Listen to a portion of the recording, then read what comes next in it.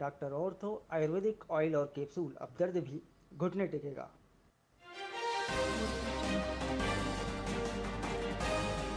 America राष्ट्रपति Trump का ऐलान, भारत समेत ब्रिक्स देशों पर 10% एक्स्ट्रा टैरिफ लगाएंगे। कहा डॉलर राजा है, इसे चुनौती देने वालों को भारी कीमत चुकानी पड़ेगी।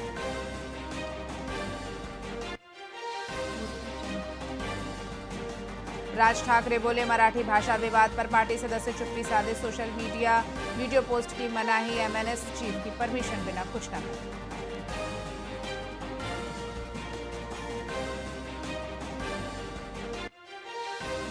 राजस्थान में आज बैंकों में कामकाज पर रहेगा बंद। 11,000 कर्मचारी हड़ताल पर रहेंगे। यूनियन सचिव बोले, बीमा, डाक, आयकर कर्मचारी भी होंगे शामिल।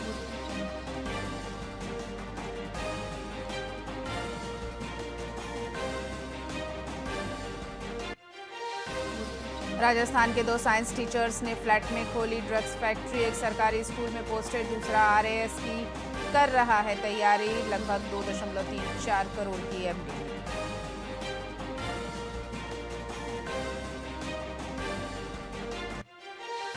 और दिल्ली, पुराने वाहनों को 1 नवंबर से नहीं मिलेगा फ्यूल। दिल्ली सहित 5 शहरों में नियम लागू, पहले 1 जुलाई से बैन लगना था।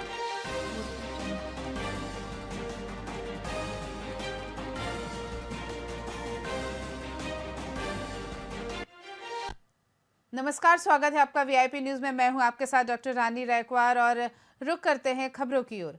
मुख्यमंत्री भजनलाल शर्मा ने चुरू के जोड़ी गांव में 22.88 करोड़ रुपए के विकास कार्यों का लोकार्पण और शिलान्यास किया। उन्होंने कहा कि कांग्रेस ने 5 साल में जितना काम नहीं किया, उससे ज्यादा उनकी सरकार ने 1.5 साल में किया है।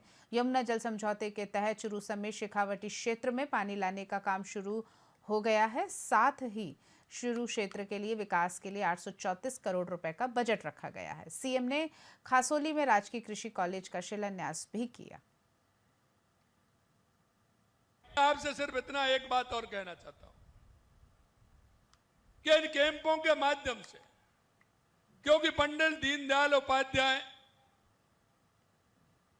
अंत्योदय संबल पखवाड़ा, यानी कि जो अंतिम पंक्ति में जो व्यक्ति खड़ा है, क्योंकि चौधरी चरण सिंह जी कहते थे कि गांव का व्यक्ति, किसान, मजदूर, जो गांव के दुख और दर्द को समझता है, गांव की पगडंडियों से निकला हुआ है, गांव के खेत और खलियान को जान सकता है, जब तक वो उच्च पदों पर नहीं बैठेंगे, जब तक गांव और गरीब का भला नहीं हो सकता। इसलिए मैं आपसे कहना चाहता हूं, हमारे देश के यशस्वी प्रधानमंत्री नरेंद्र मोदी जी के नेतृत्व में 2014 के बाद आपने लगातार परिवर्तन देखा है। चाहे वो गरीब कल्याण की योजनाएं हों या देश के विकास की योजनाएं हों। आपसे सिर्फ इतना एक बात और कहना चाहता हूं। हनुमानगढ़ के संगरिया में पुलिस ने बाइक चोरी के एक मामले में शातिर अपराधी को गिरफ्तार किया है। आरोपी के पास से न सिर्फ चोरी की बाइक मिली है, बल्कि उसने पेट्रोल पंप, होटल और शराब ठेके पर लूट जैसी कई वारदातों को भी कबूल किया है।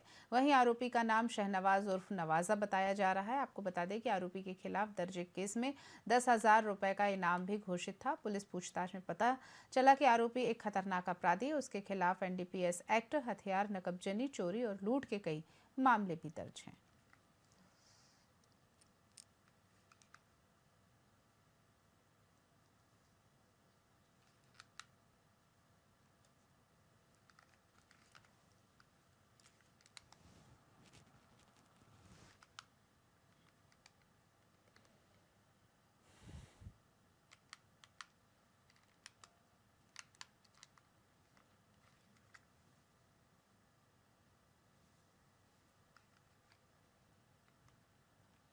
भरतपुर के रीको एरिया स्थित टीएनसी कार्यालय में एसीबी ने बड़ी कार्यवाही करते हुए विद्युत विभाग के एक्सईएन को 30,000 की रिश्वत लेते रंगों हाथ गिरफ्तार किया।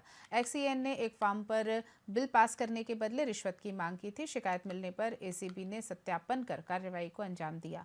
ACB additional SP Amit Singh Chaudhary ने बताया कि एक्सईएन पहले 15,000 की मांग कर रहा था, बाद में 30,000 पर सहमत हो गया।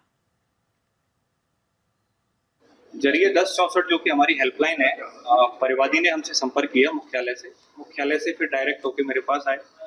तो परिवादी ने एक शिकायत पेश करी कि यहाँ जो एक्सीएन सिविल राजस्थान राज्य विद्युत प्रसारण निगम जो गवर्नमेंट ऑफ राजस्थान की पीएसयू है, तो उनके अधिशासी अभियंता द्वारा जो परिवादी की जो फर्म है उसके द्वारा जो सिविल के कार्य किए गए हैं उनका बिल पास करने की एवज में रिश्वत राशि की मांग की जा रही है 15,000 की। जरिए 1064 जो कि हमारी हेल्पलाइन है, परिवादी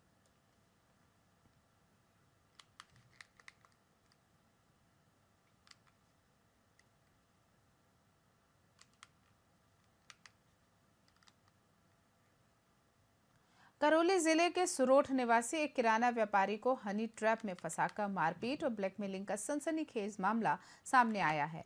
आरोपियों ने व्यापारी का अश्लील वीडियो बनाकर 25 लाख रुपए की फिरौती मांगी। इस मामले में पुलिस ने तत्काल कार्यवाही करते हुए 3 महिलाओं और सहित कुल 4 आरोपियों को गिरफ्तार कर लिया है। पुलिस मामले की गंभीरता को देखते हुए आगे की जांच कर रही है। सुबह 9 बजे हिंडौन सिटी दिखाने गया था डॉक्टर साहब के यहाँ। वहाँ पर हॉस्पिटल के आसपास कोई लेडीज़ मिली, वो मेरे भाई को कुछ हिप्नोटाइज टाइप में करके और उनको होटल ले गई।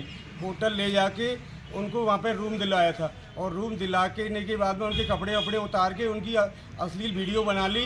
अश्लील वीडियो बना के फिर मेरे भाई के फ़ोन से मेरी भाभी के फ़ोन पे फ़ोन किया था कि आप अपने पति को चाहती हो तो 25 लाख रुपए लेके ब्याना पंचायत समिति के पास आ जाओ। फिर हम थाने आ गए थे। थाने में आने के बाद में पुलिस वाले थानेदार जी थे छोटे, उन्होंने एक वो फ़ोन उस टाइम आ गया था तो भाभी ने बात की थी कि हम आ रहे हैं, तो उन्होंने कहा था कि आप ऐसे नहीं आ सको, कोई टेम्पू कर लाओ। तो एक पुलिस वाले भैया थे, उन्होंने टेम्पू वाले बन के बात की थी और फिर हमारे साथ में पुलिस गई थी, पुलिस की पूरी टीम गई थी। पुलिस भी हमारे पीछे पीछे सिविल ड्रेस में और गाड़ी आ रही थी। तो उनको एक साथ थोड़ा सा पेड़ की झुरमुट में उनको मेरा भाई दिख आया था, तो पीछे चले गए और उनको पकड़ लिया।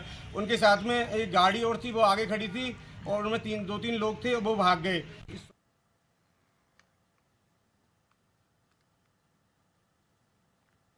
बिलारा नेशनल हाईवे 25 जहां आमजन की सुविधा के लिए बना है, वहीं अब खारिया मीठापुर गांव के पास ये लोगों के लिए परेशानी का कारण बन गया है। बिलाड़ा पंचायत समिति क्षेत्र के इस हिस्से में बस स्टैंड से जयपुर जाने वाले डिवाइडेड रास्ते पर पुलिया के पास गहरे गड्ढे बने हुए हैं।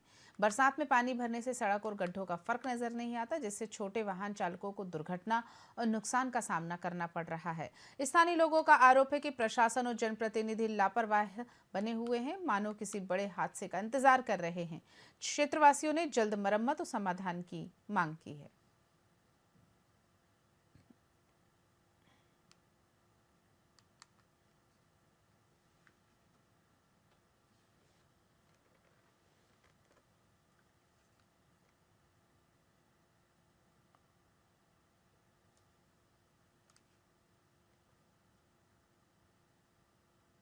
रेल मंत्री अश्विनी वैष्णव के पिता दाऊलाल वैष्णव का जोधपुर एम्स अस्पताल में निधन हो गया। वे कुछ समय से बीमार चल रहे थे और हाल ही में उनकी तबीयत बिगड़ने पर भर्ती कराया गया था। जोधपुर के नागौरी गेट गागा क्षेत्र स्थित वैष्णव समाज के शमशान घाट में उनका पारंपरिक रीति रिवाज से अंतिम संस्कार किया गया।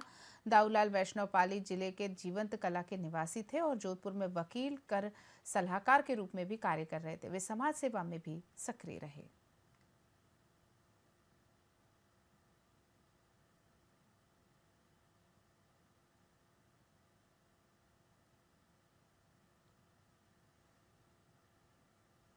खबरों में फिलहाल इतना ही। आप देखते रहिए वीआईपी न्यूज़। नमस्कार।